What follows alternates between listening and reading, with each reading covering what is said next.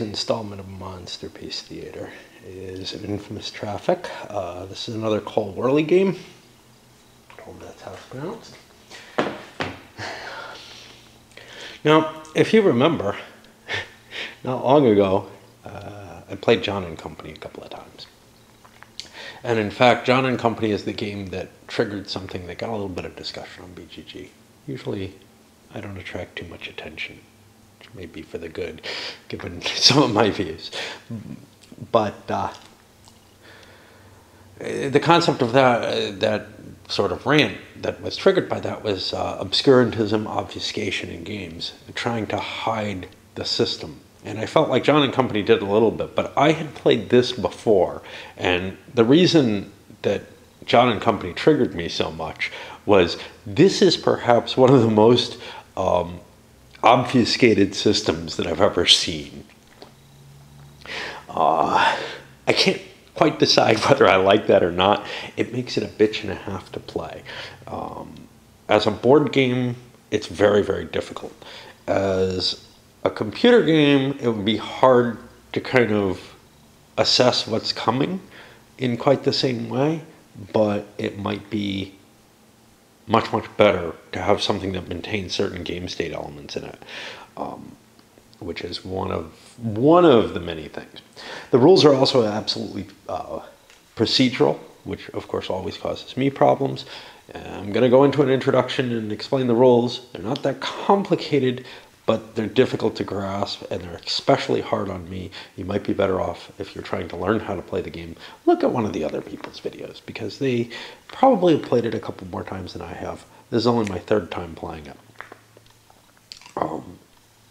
It's also going to be a challenge solo, because not only do I have to, you know, like in many Euros, each player takes an action, gets to do something, and then they have to kind of assess what's going to happen, what the effects of their play are, and that's very, very difficult. And at the same time, you have to be paying attention to the board state and making sure that, you know, you capture any changes there. This is the setup for the game. It's a little weird. The rules, it's funny, the rules are this is a second printing or something, filled with all kind of red ink on them, which indicates things that weren't in the original rules. Man, I mean, they may have changed those paragraphs instead of just not being there. If they weren't there, the game, you know, as published, it doesn't even make sense. But I'm suspecting those are sections that were heavily clarified because there were struggles with them. I don't like that kind of style. It's great if you played the original and now you're looking at this and you're really familiar with the original and now you're looking at this. I prefer some kind of little notation that's not as distracting to indicate, yeah, this rule changed. If you're used to it, read this one more carefully to make sure. Most people picking up a game, when they get the rule book, they expect to be able to just read the rule book and learn the game from that. And you can do that. It's just, it's got this distraction of the red in it, which is kind of obnoxious from my point of view. It's because, well, in this case, they basically had to rewrite large sections of the rules, so probably due to confusion. And it makes sense because it's not absolutely clear. You know, you read the rules and you're not clear as to what's going on in this game. Let's try to explain what you got. Each player has their own little ledger. And this almost feels like a High Frontier thing. Not surprising because Cole has a lot of associations with Phil Eklund and Sierra Madre.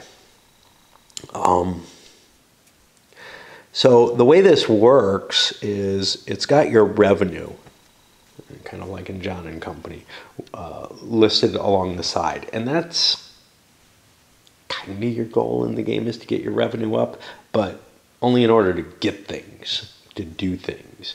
Revenue is not going to win you the game, but it's going to help you win the game. Both as, in terms of giving you a semi-engine, the game does kind of warn you, this is not an engine building game, and it really isn't. You can expect to hurt your revenue at various times, and there is the ability to smack people around. And then across here is the number of investments you do. Whenever you take a counter from here and put it up into your holdings, you've done an investment, or up here for special case.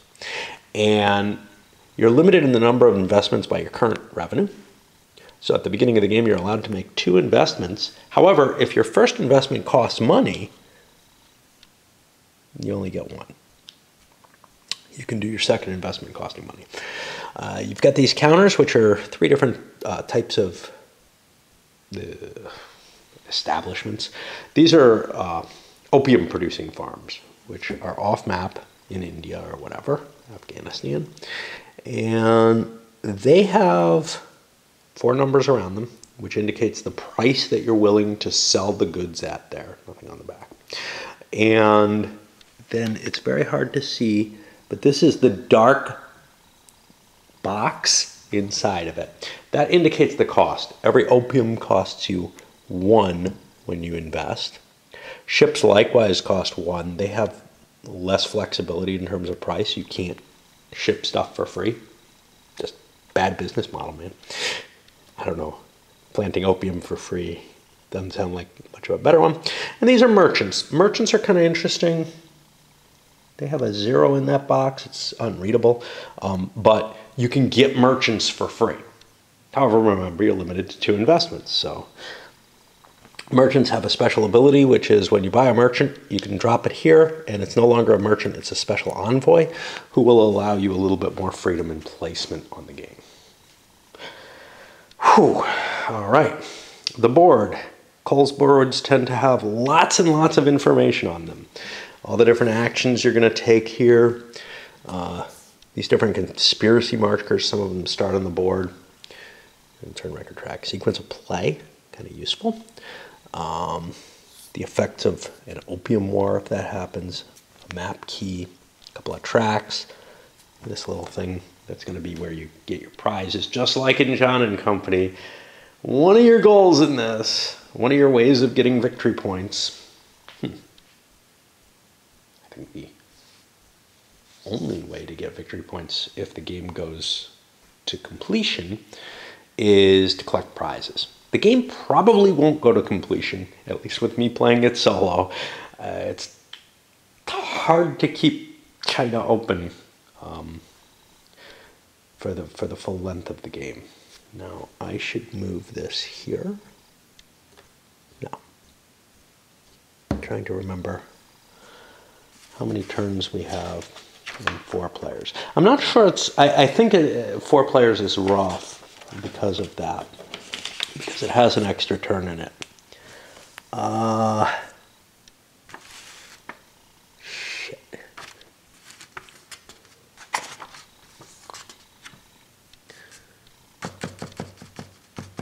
Somewhere?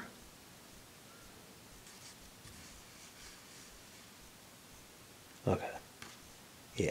So in the 5-player game, there's only 3 turns, which might speed things up a little bit. There's a lot of activity happening in the 4-player game, which is one of the reasons why 4 turns may be too long for the 3-player game. The difference for the 4-player game, the difference is the 4-player game, the 4 and 5-player game add an additional prize available each turn. And basically you're going to sequence through your 4 turns, and at the end of the time, you get victory points for 2 things. The prizes you have, which have a number on them, I believe, ranging from, I don't know, -1 to 2 or 3. We've got the distribution somewhere. And you'd add those values up. Some of the prizes are bad prizes. And you add to that if you are the leader in one of the 3 industries, which are the merchants, the fleets, and the opium farms. If you have the leadership in any one of those, which means you have the most counters total on the board and in your holdings, not deployed anywhere. I think we may have messed that up when we played the first time. Then those are worth 2 points each. If you're tied, nobody's got it. All right. What is the goal of the game? Yeah, that's kind of hard to tell. I mean, other than gathering the victory points, because it's possible that you can reverse the victory. You can create a revolution in China, in which case the victory goes to the person who has the most counters on the board. Okay, you can already see, geez, you know, if that's going to be a condition that might be easy to trigger at times, people are going to be constantly counting up each other's counters. And in 4, 5 players, that might be a fair number of counters on the board. I think 4 is probably the toughest the game gets. I just played it solo in 4. In fact, I've only played it in 4. All right, what else do you have here? Well, you have some of these conspiracies. I have not filled those out yet. And I need to shuffle my conspiracy deck. I've got the game pretty much set up, but I'll throw some more of these out here.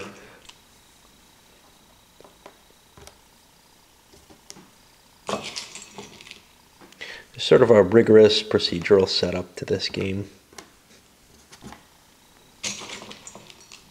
These are going to be things that you can take an action to cause essentially an event to happen in the game. And they really do change the dynamics of how the game starts in any given case. The other pieces that are on the board, are not exactly fixed. The way the rules describe them, so they have little starting places on them. The way the rules describe them, they could be placed anywhere.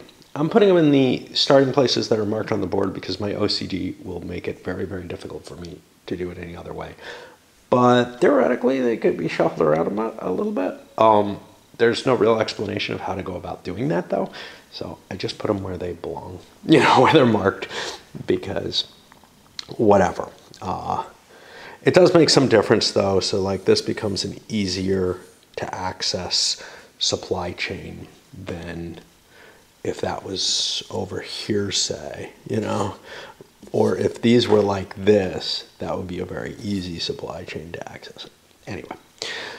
Then there's also these dice, this pool of dice. And 2 of them start here. They're correlated with these 2 black counters. Black counters cause dice. In one case, it's missionaries. And dice are demands for opium over here. And these are smugglers. If people are smuggling it in, it's getting there. It's more interesting. Or at least they're talking about it. These dice up here are something else. If that pool ever runs out, the game's over and there's a revolution and you go to that secondary victory condition. But these dice also serve a purpose in that if they match dice over here, that can produce opportunities for you to enter an area that has a closed port. Which means you have no opportunity to enter most of the board at the beginning of the game, only here. It can be triggered differently. Okay. Each game starts out, or each turn starts out with this refresh space phase. But on the first turn, you don't do most of the refresh phase. The first part is deal conspiracies. Each of these circles will get 1 conspiracy in it. And by the way, these circles, when you take an action, you get everything in the circle. Deal prizes. At this point, I should have had these out already. There will be a number of prizes based on the player count. It's either 2 or 3. Quick note, for when I'm going to be playing it, I'm using these excess dice to indicate something that's coming up in a moment, which is rumors. If you're at the beginning of each turn, at the beginning of each turn, including the first turn, this is the one thing that happens on the first turn because everything else is just set up. Starting with the start player, a player can peek at one of the prizes. And that gives them a hint as to what's coming forward. You know, at the very least, they know I either want or don't want that prize. And that'll help them plan their turn in terms of activating it. What I'm going to use these dice for is I'm going to place them to indicate the player's valuation of the prize and which one they looked at. And then I can look at it again if I really need more information for it. But largely, it's going to help me just determine how those players, give me some information of what those players are thinking about the prizes at any given time. Okay. So deal conspiracies, one goes in each circle. Deal prizes, these get filled out. Rumors, each player gets to peek at one of these in order. And that means the last player gets kind of an advantage in that they can decide which prize to look at based on what other people looked at. But here's the problem. Other people might get a freebie prize that nobody else will go into. We'll see how it works, but in general, this guy might be competing with someone and might in particular want to be aware of the same prize that they are, have the same information that they are, whoever the fourth player is. In a 3-player game, there's only 2 prizes, so one player, again, is in that position. I think the game holds 2. Not sure how exciting it would be in 2. And in 5 players, well, at most one person gets sole look at the prize. Actions. All right. Starting with the start player, each player gets to take an action. That's one out of this list. Then the next player gets to take an action, etc. Let's take a look at what these different actions are. Invest. Invest, you take one of these, you move it here, move your cube forward, and you pay if it's shipping or smuggling by reducing your revenue by a point. Your revenue can't go below -4, so if you're at -4 and you have an invest action, you can't spend revenue on it, I don't think. I may be mistaken about that, but okay. If you invest in a merchant, which costs 0, remember, you can choose to put them up here in the special envoy box. Like I said, that gives you an opportunity to place that maybe you wouldn't have otherwise.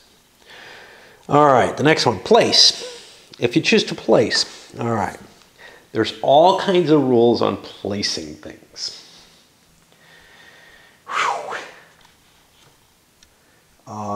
You need to have an opportunity in order to place. An opportunity means that one of the dice in the dice pool matches one of the dice in that region. Then you're free to place in that region within some restrictions. If it's an open port, and we have none of them yet, that'll be if a space that says closed port is covered with a little British Union Jack, then you have the opportunity to place there regardless of what the dice are. The dice are going to serve another purpose too. They're going to determine what the demand is, which is how big a price that the supply chain can generate by delivering opium. Okay. Now, place has some special rules. Fleets in a closed port can only go in these dark boxes. Opium can only go in the opium spaces. Merchants can be placed in a land zone, but only in an open region in general. So you couldn't place a merchant here, and you can't complete that supply chain under normal conditions. And now, unfortunately, this is in red, so I kind of skipped it, and it's very important. I knew about it, but you're like, you put something in a different color or in italics or something, and I can't read it anymore. It just doesn't. It doesn't connect with me, which is why I don't like that this rule book has red in it. Would I prefer the original printing that probably is much, much more confusing? I don't know. But I sure the hell would rather that my current version of the printed rule book that I bought is written in a way that's not meant to help people who don't have the game that I have, right? I'm all in favor of errata being provided. I don't know what this red does. Clearly in the PDF it would be helpful, although I would prefer an errata section, but providing both should be easy enough.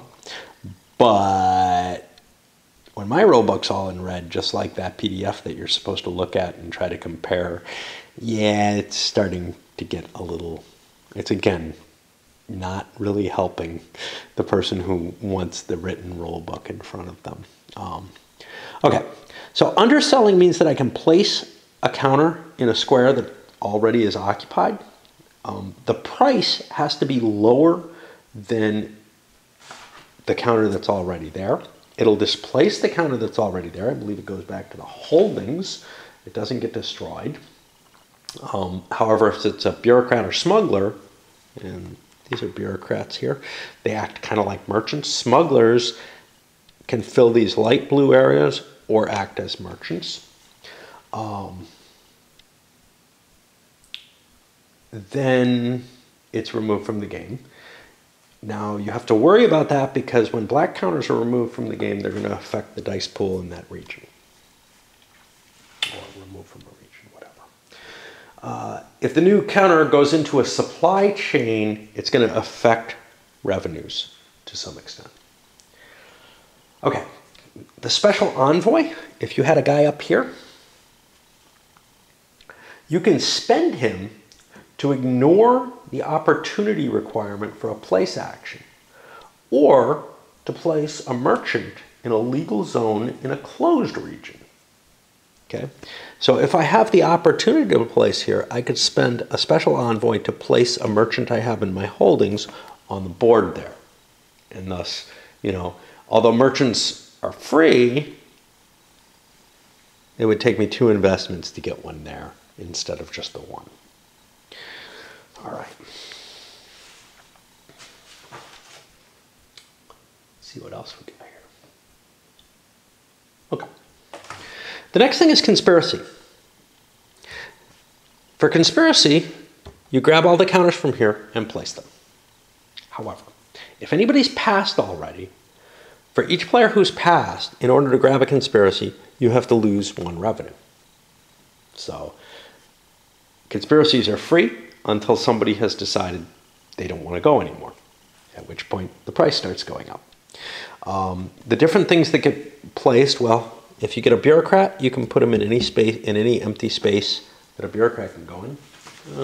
Can you undersell with them? Yes, you can undersell.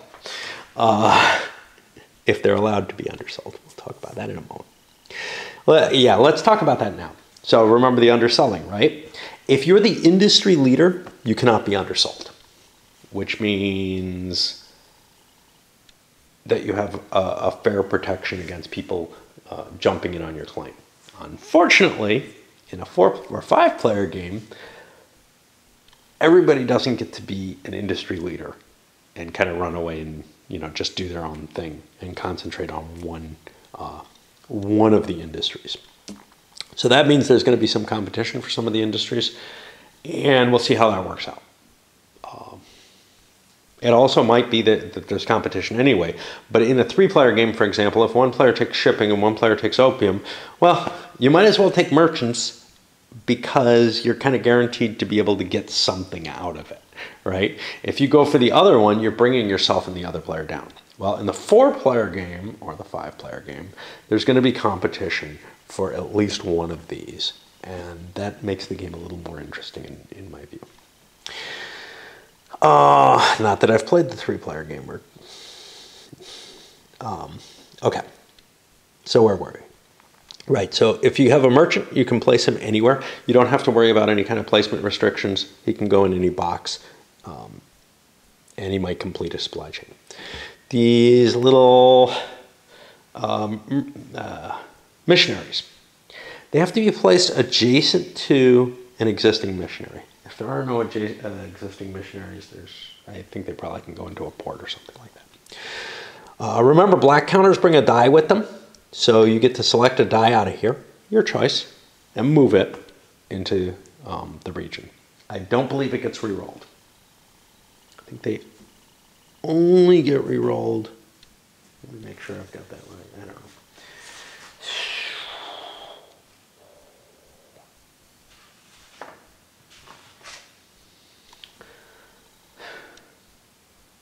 See, unfortunately, they don't want to repeat anything, so they don't say this here. So somewhere else, it tells you that. And it's one of the problems that I've had with these rules is, yeah, you know, repeat things a few times. They're a very short rule book. It's a very short rule book. And with an example of play, but the actual rules are only 8 pages long.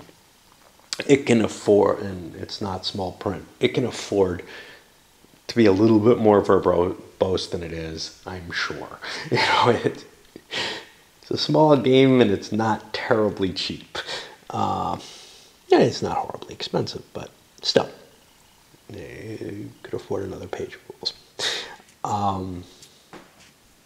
Take away the damn red color, make it one color printing. I'm sure you can come out ahead that way. Right, so where were we? Yeah, so I believe that allows you to grab a die from here and move it. And I'm trying to see.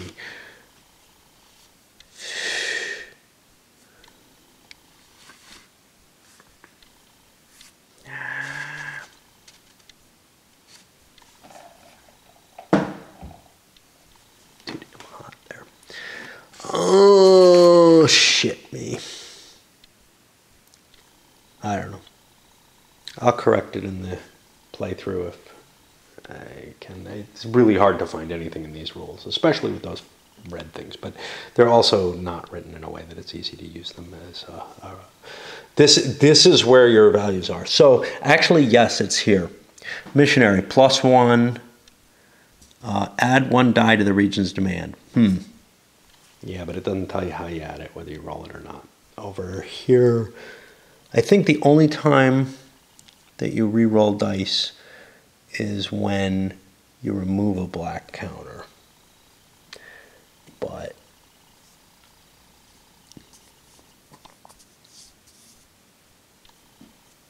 yeah, and that doesn't say there either. Yep. Okay, great. All right. More conspiracies. You get one of these. It raises the outrage by a point.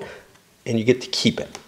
That's going to allow you to control the British forces. Whoever has the most little Union Jacks is going to control any British military intervention. If people are tied, they have to work together and agree on everything they do. You get to play a smuggler. Smugglers can be placed here or on the land regions. Again,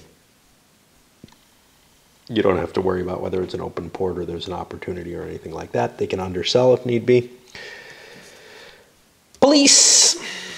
Sorry, that's Quen troops or something like Qing troops. You're allowed to drop a Qing force in any region that you like. That'll help protect it against British military action, sort of. If they've got a P on them, they will also destroy a black counter in that space. If they destroy a black counter, no matter what, a Qing addition adds 1 to this. If they destroy a black counter, there's 2 additional outrage, and you pull a die out of there, and I believe you re-roll it at that point. If the dice pull, no, it's not there either. Okay. I'm pretty sure I have it right, but I'm not positive. Okay. So, do we have anything that I'm missing here? There's one of these that has a double police marker on it. He has the restriction that he must be placed somewhere where he can destroy 2 black counters if possible. The other ones can be put where there are no black counters with no problem. But that guy is a problem. We've covered everything here. Great. Okay. Lower price. You can pick one of your commodities on the map and you can drop its value, its cost. And if it's part of a completed supply chain, that's going to reduce your revenue because the stuff that's flowing through will no longer be getting you as much. The reasons for doing this, there are a few. One is maybe revenue can't be made on an uncompleted supply chain unless you do it. But another is you're afraid somebody's going to jump in and undersell you. And that they can hurt you and they can get some revenue that way, conceivably. The final thing you can do is pass. If you pass, You have the opportunity to put your Scion and send him, you know, this is your young son or whatever, send him back to London, or, you know, finance his education, whatever.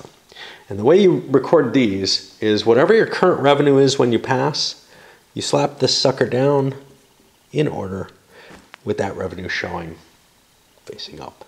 You'll notice these guys have little black dots. Not everything has them. The London season does not. They're always facing. The highest valued Scion is going to get first pick of the prizes. But that's without seeing all of them. You've only seen one. Ties are resolved in order of who passes. If you're the first guy who passes, you'll get the start player marker and you'll start the next turn. That is not necessarily an advantage, but it can be. Everything in this seems to have hidden facets to it. Okay. So what I haven't talked about yet is the key of making revenue in this game, which is the supply chains. I haven't talked about something else too, but let us talk about supply chains. A supply chain doesn't do you anything except towards pieces on the board, really, because you can have these all in your holdings. Until somebody has filled all the boxes in it.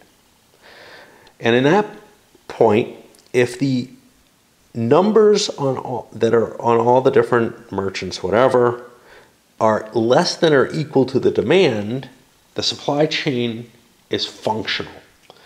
I don't think you can create one that's not less than or equal to, but I'm not sure.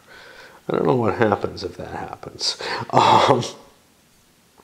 I think it just doesn't produce any revenue, and then it's a completed supply chain that's this horrible penalty. But I'm not positive. I'll have to look at that.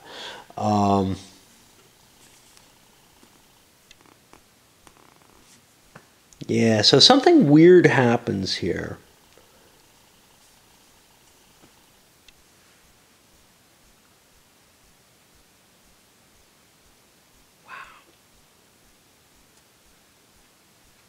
Yeah.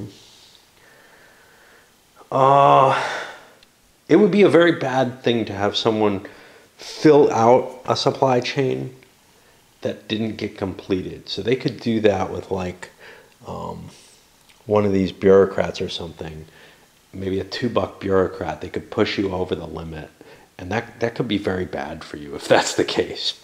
Didn't realize that until now. But anyway, if you're less than or equal to this value, everybody gets the money equal to the value of the merchant's shipping and opium plants that they have associated with that supply chain.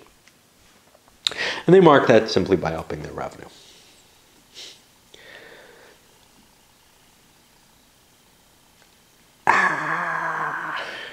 In order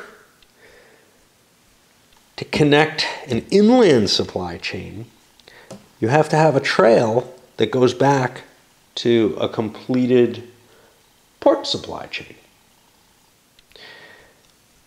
The inland supply chain creates its revenue as normal, and then it creates an extra layer of revenue for the port.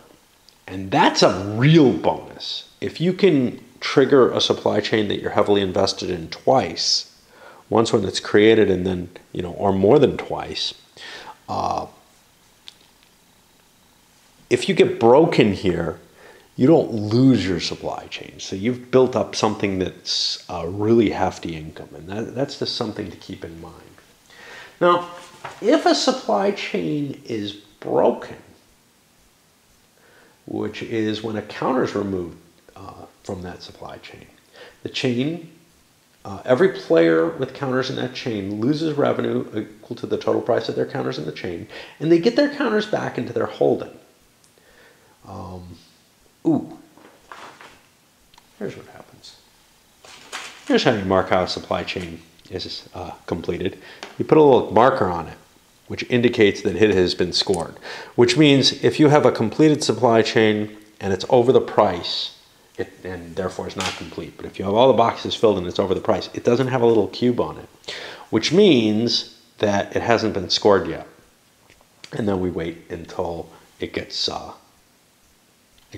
So you wouldn't get penalized if a counter got moved from it. Okay.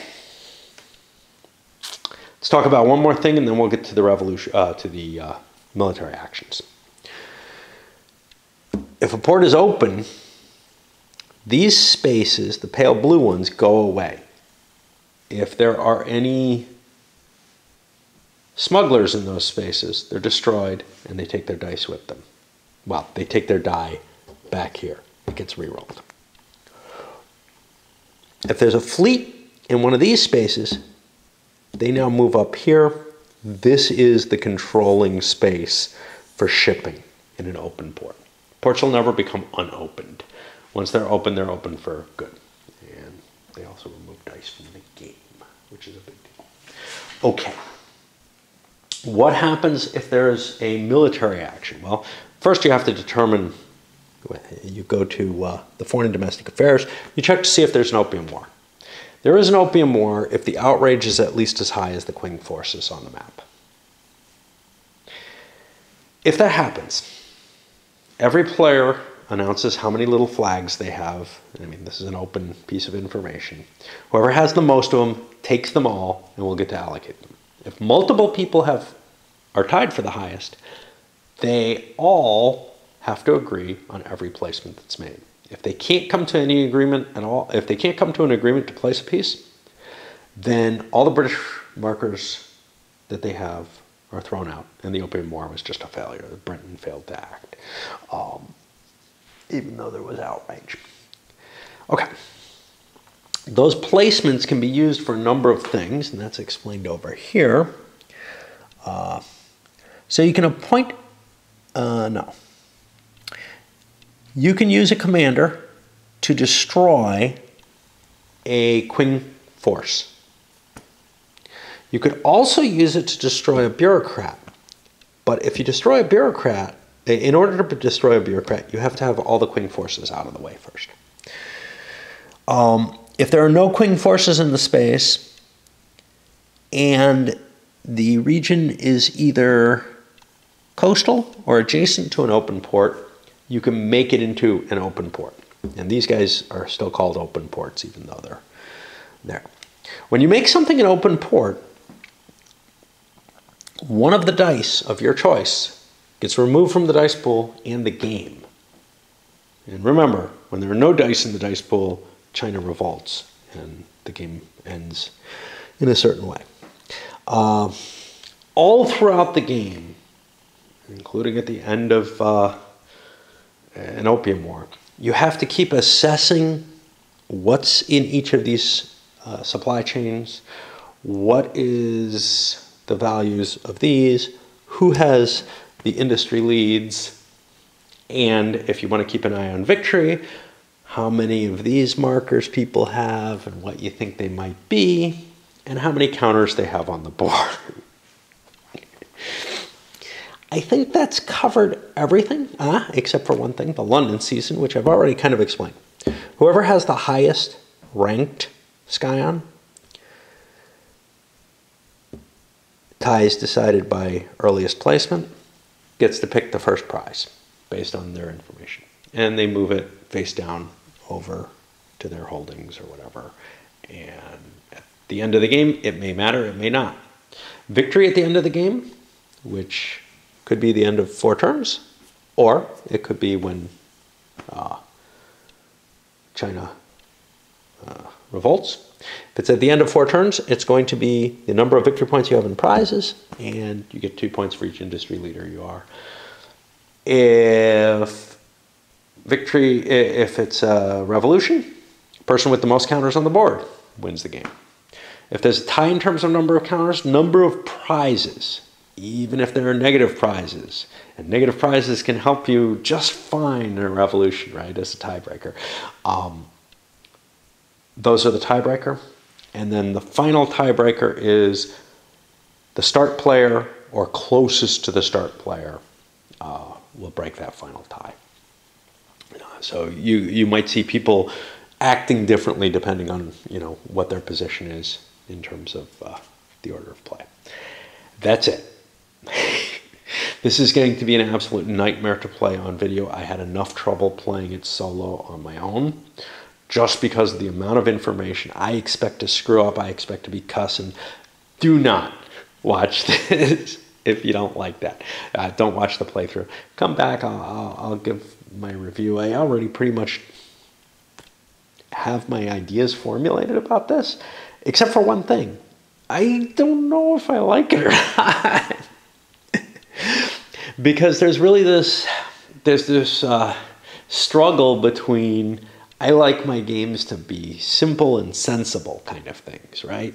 I like them to be intuitive in feeling. But on the other hand, and this is horrible at that, on the other hand, there is something, especially when I'm playing opposed and I'm not here, that I'm really kind of excited about games that are almost impenetrable in terms of, actions don't do what you think they would do. Now, most games do that. Most games where I get surprised in that, it's kind of a matter of they're very Euro-y. I know this may seem a little Euro-y, but I just don't feel any connection at all. Here, I feel like I'm trying to do something that makes sense, building these chains, etc. But, right from the very beginning, the victory conditions of this, gathering the prizes or having pieces on the board, none of it is really the revenue. The revenue is important as hell. If you can't figure out how to make revenue, you're going to struggle in this game, as I did the first time I played it.